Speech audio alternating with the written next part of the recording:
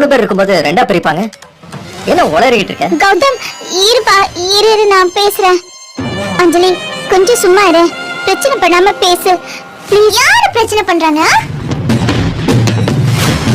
நீங்க தான் தேவையில்லாம பிரச்சனை எல்லாம் இழுத்து விட்டுட்டு இருக்கீங்க. சொத்தை ரெண்டா தான் பிரிக்கணும்னு உங்களுக்கே தெரியும்ல. டேய் அஞ்சலி, குடும்பத்துல சிக்கலை உண்டு பண்ணாத. மாமா அத்தையோட மனசு நோகாம நடந்துக்கோ.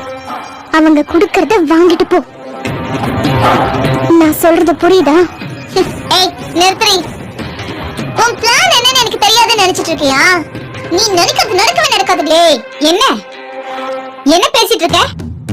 2 பங்குனா அப்ப ஐஸ்வர்யாக்கு எதுவும் கொடுக்காம கௌதம் கார்த்திக்கு மட்டும் சொத்தை எழுதி கொடுக்கணுங்கிறியா? இல்ல, சொத்து எல்லாத்தையும் 2 பங்கா பிரிச்சு கார்த்திக்கும் ஐஸ்வர்யாவுக்கும் மட்டும் எழுதி வைங்கன்னு சொல்றேன்.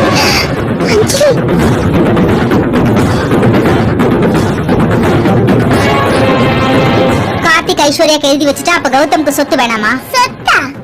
எதுக்கு? இந்த கௌதம் யாருன்னு? அஞ்சலி ப்ளீஸ் எதுவுமே பேசாத, பிரச்சனை எல்லாம் பண்ணாத ப்ளீஸ், சொன்னா கேளு. என்னத்த நீங்க ஏன் வாயை அடைக்க பாக்குறீங்க?